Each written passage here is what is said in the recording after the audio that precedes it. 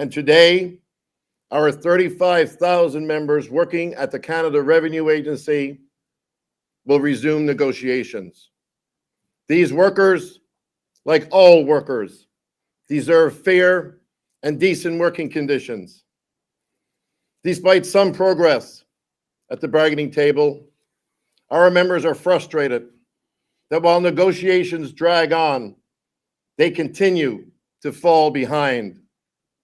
We've already been at the table for nearly 2 years, and these workers can't wait any longer.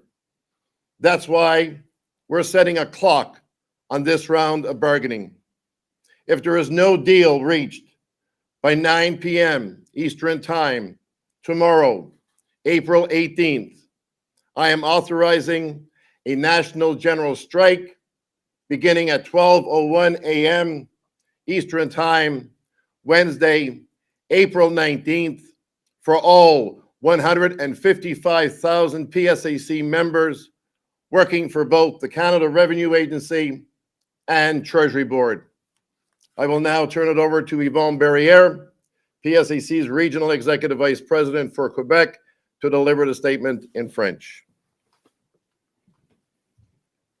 Merci, Chris. Au cours des 2 dernières semaines, on a fait des progrès à chacune des 4 tables de négociation. Mais encore, on est loin de s'entendre sur les principaux enjeux. On parle ici des salaires, de la sécurité d'emploi, du télétravail et aussi des points spécifiques pour régler certains points pour chacun des groupes. On va continuer de négocier cette semaine au nom de nos 120 000 membres du Conseil du Trésor. Et aujourd'hui, nos 35 000 membres de l'Agence du revenu retournent à la table. Ce qu'on veut essentiellement, c'est des conditions de travail décentes, des salaires qui tiennent compte du coût de la vie. C'est ce que nos membres demandent et c'est d'ailleurs ce que tous les travailleurs et travailleuses devraient avoir. Les choses ont beau avancer, mais nos membres sont frustrés que les négociations s'éternisent pendant que leur pouvoir d'achat diminue de façon drastique. Écoutez, ça fait 2 ans qu'on négocie, c'est ridicule. On en a assez. On ne peut plus attendre. Et c'est pour cela qu'on lance dès maintenant un ultimatum. Si on n'a pas d'entente d'ici demain, le 18 avril, 21 h, le président national va autoriser nos 155 000 membres à une grève générale à compter de minuit 1 le 19 avril. Merci. Si vous avez des questions en français ou en anglais, nous allons y répondre. Thank you, Yvonne. We'll now take any questions you may have. I'll start in the room here. Chris. Chris Aylward from the National Post. So you said there's been some crucial points. What headway have you made? And what headway have you made? Well, we made some headway. I'm not going to bargain. We're currently at the table. I'm not going to start bargaining in the media. We made some headway on some of the issues, but we have made very little progress on our key priority issues. And so I presume if you're still at the table, offer the new mandate that TBS brought for wages wasn't, I reckon, insulting. It wasn't bad enough that you would pull away from the table, but it's not where you want to be now. Is that it? We've always said from day one, we need wages for our members that will keep up with inflation. So have you, Catherine May, Policy Options, so have you actually had a wage offer? We've had several wage offers over the last couple of weeks. None that keep up with the rate of inflation. And so they've improved their original. Have they offered you the 10.5 they've offered other unions? Have they offered you the PIC? What have they done? We've seen the PIC wages. That's what we've seen. That's the latest. And as I've said, we've always maintained and will continue to maintain that we need to see a decent wage for our members that keeps up with the rate of inflation. That's what workers in this country deserve. Workers in this country are fed up. They're frustrated. Our members are no different. So you haven't seen an offer of the 10.5 offered to other unions? No. Would you be happy with that? It's not up to me. It's up to our individual bargaining teams. Our bargaining teams are duly elected. by their respective members. And can I ask, what's your sticking point at the other tables? Besides, like, what are big ones that could get in the way if you got exactly what you wanted pay-wise? Like, what are those big sticking points? So some of the issues are around when we look at, especially our operational services table. Some of our tradespeople, our firefighters, our HPs, when we look at what they're making and what the private sector is making, it's not comparable.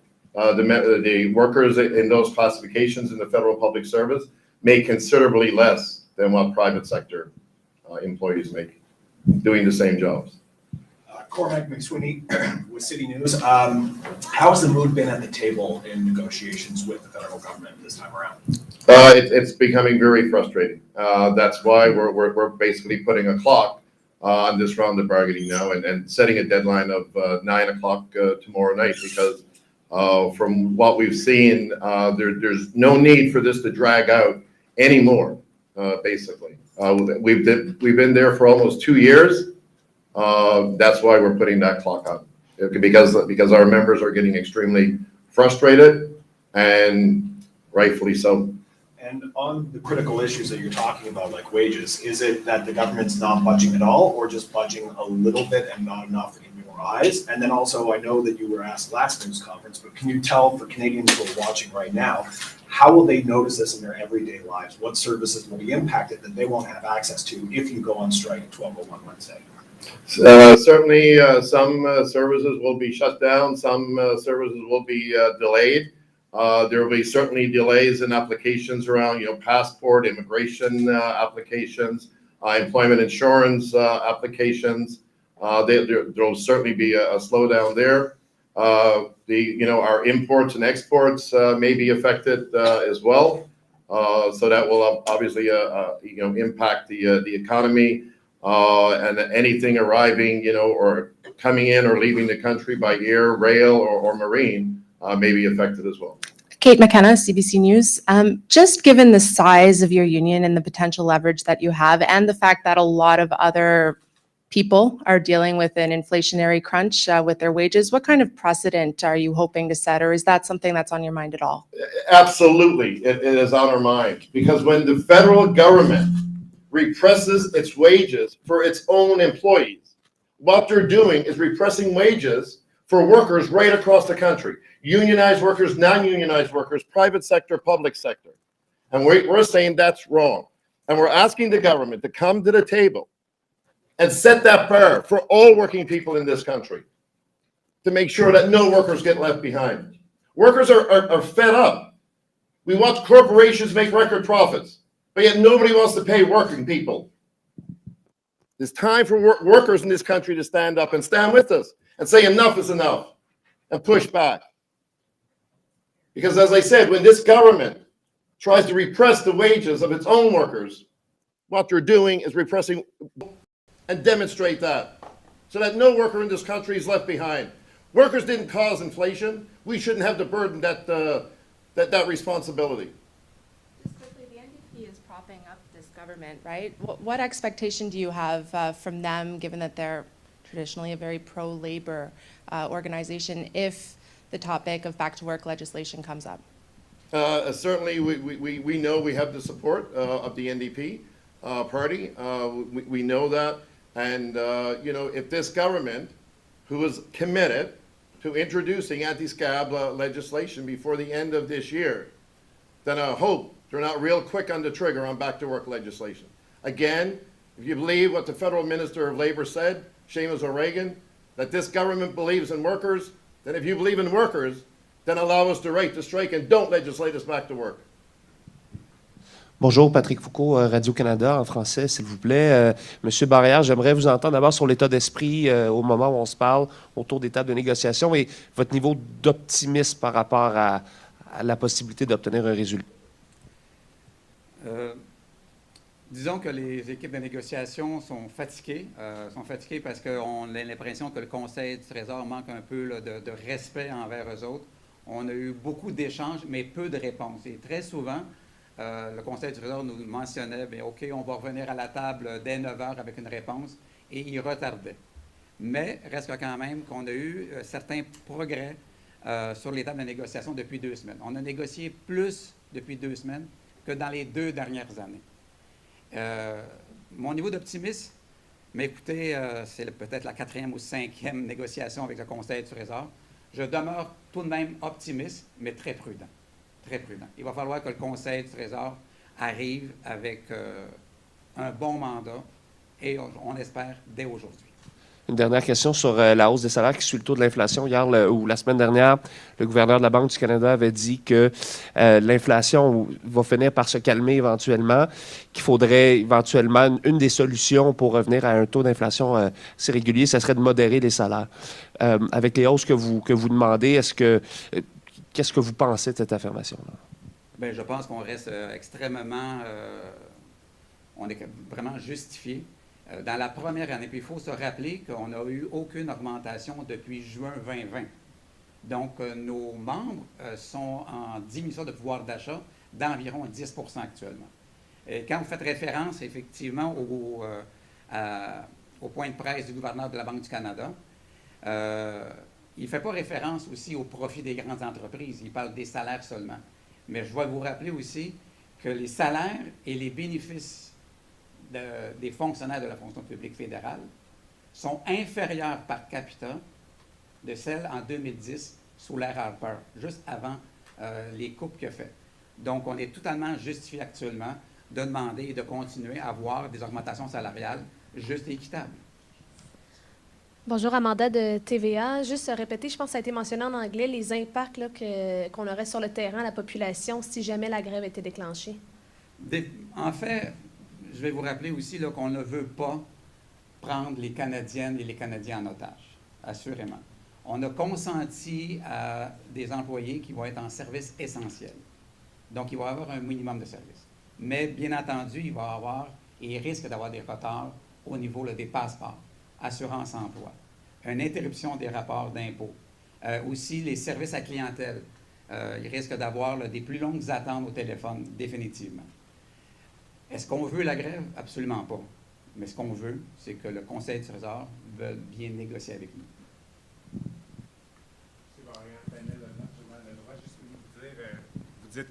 Vous dites que, Daniel Leblanc du Journal Le Droit, vous dites que depuis 2 semaines, on n'a jamais négocié autant que dans les 2 dernières années. On semble comprendre que ça a bougé dans les derniers jours depuis le point de presse de la semaine passée. Qu'est-ce qui explique que là, maintenant, on met un échéancier de 48 heures si on sait que ça a quand même bougé? Qu'est-ce qui fait que vous êtes un peu forcé de dire « ça va faire demain soir » là? C'est compte tenu de la situation où le Conseil du Trésor nous demande des concessions un peu trop fortes, principalement au niveau du salaire. Donc, on veut absolument activer, mais je vous rappelle, là, on négocie depuis le mois de juillet 2021 sans arrêt. On était les premiers à déposer nos offres et on est tout simplement tannés d'attendre. Nos membres n'ont pas eu d'augmentation de salaire depuis 2020, donc on veut absolument faire activer les choses. Parce que sinon, ça peut s'étirer. Et on les connaît, le Conseil du Trésor. C'est une vieille tactique qu'ils ont utilisé les 3 dernières négociations, d'étirer, mais là, je pense qu'on a assez entendu. OK. Question au sujet de l'indemnité de grève. Je ne sais pas si on a un chiffre à annoncer. On entend des chiffres qui circulent de gauche et à droite, mais des gens nous disent aussi qu'ils sont un peu déchirés parce que là, vous êtes en négociation parce que le coût de la vie est de plus en plus élevé. Tout le monde essaie de joindre les 2 bouts.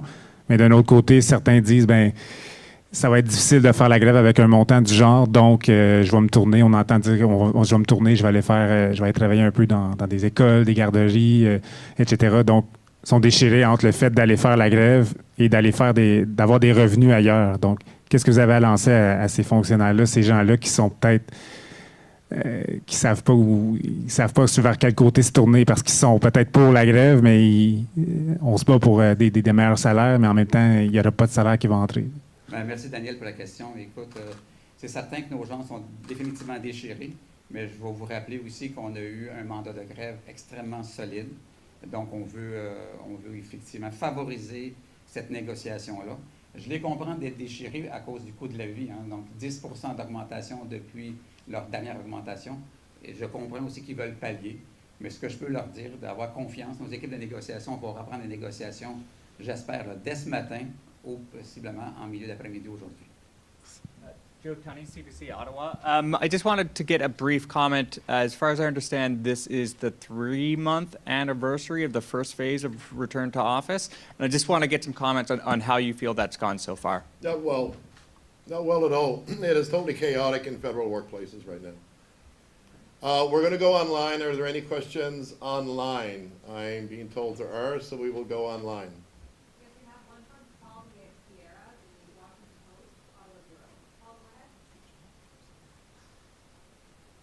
Hello?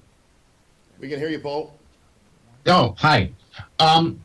Two questions. One is a bit of a housekeeping. I know you've talked about wage demands, but can you spell out precisely what PSAC is seeking in terms of wage demands? Is it something similar to what the International Brotherhood, I guess, negotiated or was able to get last week? Something along the lines of 10% over 4 years. Can you please be specific? PSAC's wage request is 13.5% over 3 years. The rate of inflation for the same period is at 13.8%. Paul?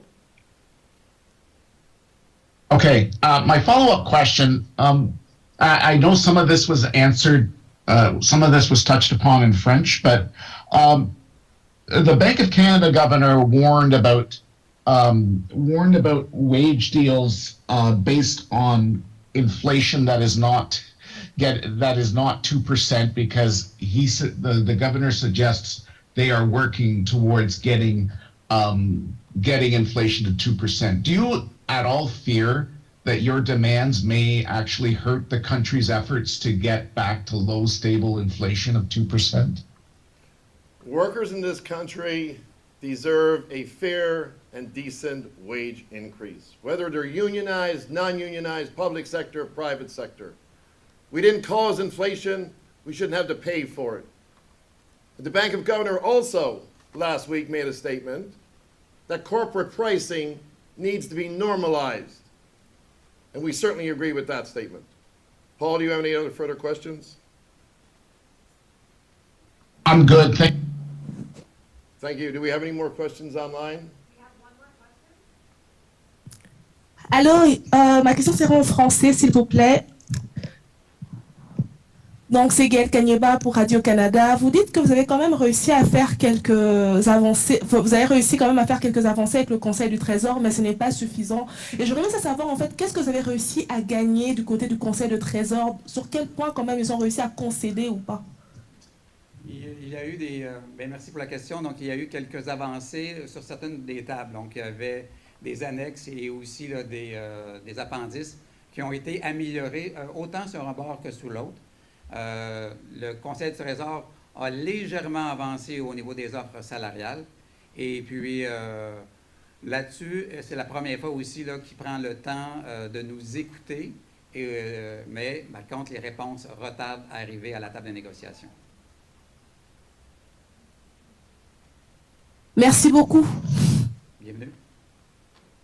Autre question?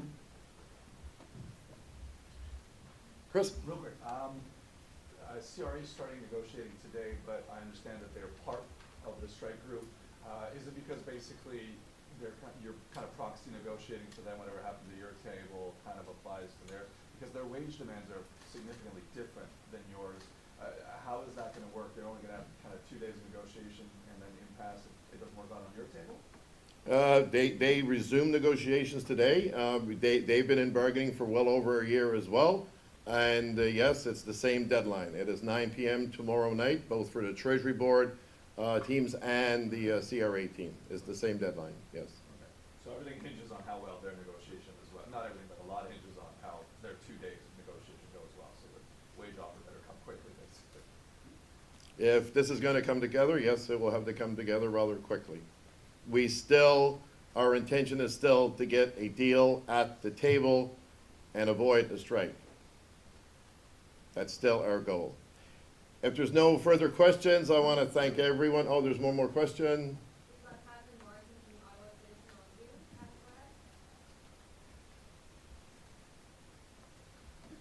Hi there, this is Catherine from the Ottawa Citizen. Thanks so much for your time this morning. I know you mentioned that if a strike takes place, services will be affected and delays might take place.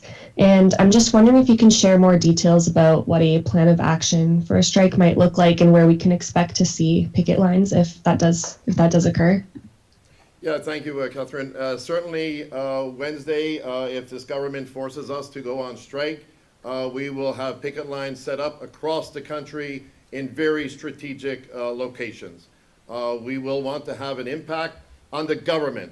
We will try to have as least impact on Canadians as possible. We want to impact the government, and we will have very strategic picket locations across the country. Thank you, Catherine. I do want to thank everyone for being here. Much appreciated. We'll see how the next couple of days go. Thank you all, everyone, for coming out. Thank you.